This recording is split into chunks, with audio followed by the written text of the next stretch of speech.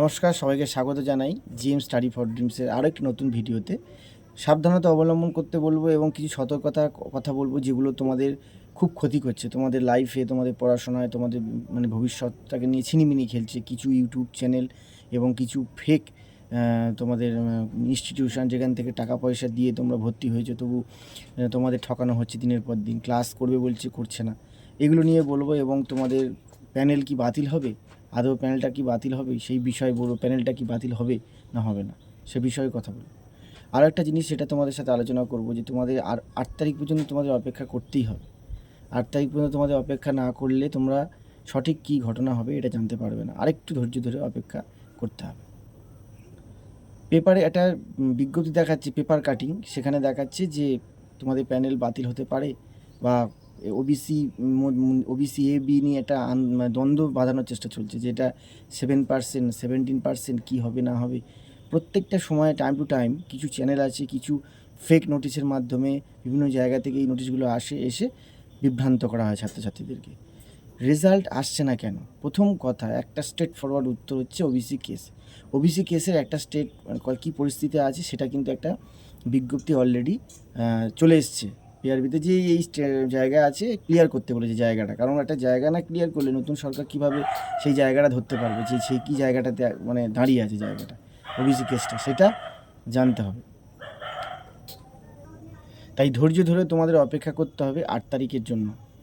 এই মুহূর্তে আমাদের কাছে এক্সট্রা কোনো উপায় নেই যে যার জন্য আমরা অপেক্ষা করতে পারি। আমাদের পড়াশোনা করেছি, পরীক্ষা দিয়েছি, ইন্টারভিউ দিয়েছি, ইন্টারভিউ রেজাল্ট আসবে, ফাইনাল মেরিট আসবে, এইটুকুই আমাদের আর বাকি আছে। বাকি আর কিচ্ছু বাকি নেই।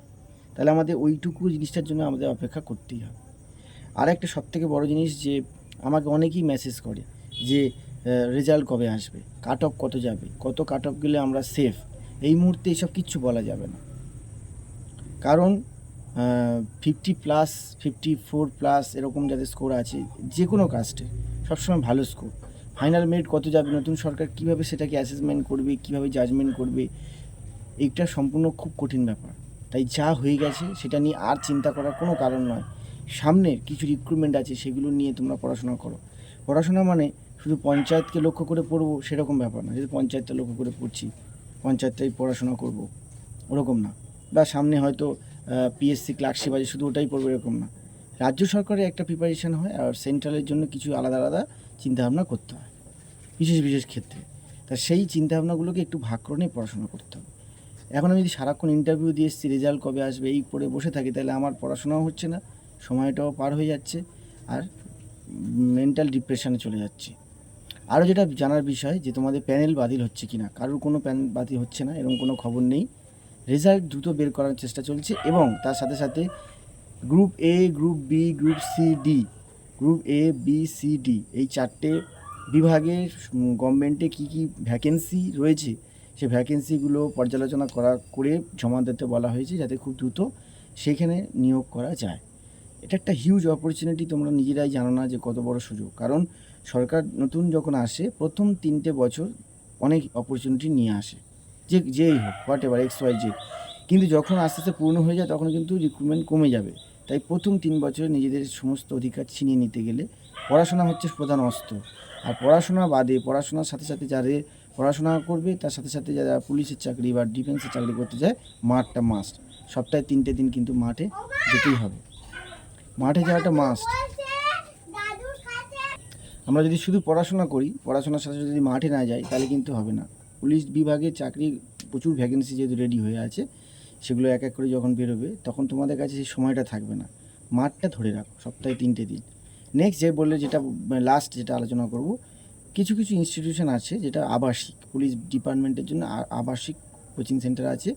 একটা বড় জায়গা জুড়ে কিছু টাকা পয়সা তার ব্যক্তিগত খরচা করে সেখানে ইনভেস্টমেন্ট করে একটা ইনস্টিটিউশন খোলা হয়েছে, পড়াশোনা পড়ানো হয়। সেখানে প্রথমে ডকুমেন্টস জমা নিয়ে নেওয়া হয়, কিছু টাকা জমা নিয়ে নেওয়া হয়। এরকম কিছু ইনস্টিটিউশন আছে, সেগুলো এই সুযোগে, নতুন যেহেতু রিক্রুটমেন্ট আসছে, সবাই জানে আসছে, এই সুযোগে প্রচুর টোপ দেবে ছাত্রছাত্রী বাবা মাকে বা ছাত্রছাত্রীকে, যে পুলিশের চাকরি করে দেওয়া হয়। কিন্তু এই সব জায়গাতে না পড়েও হাজার হাজার ছেলেমেয়েরা চাকরি পেয়েছে, এটা মাথায় রাখবে কিন্তু। তাই কোথাও কিছু জমা দেওয়ার আগে, ফালতু টাকা পয়সা খরচা করার আগে কারোর সাথে আলোচনা করবে।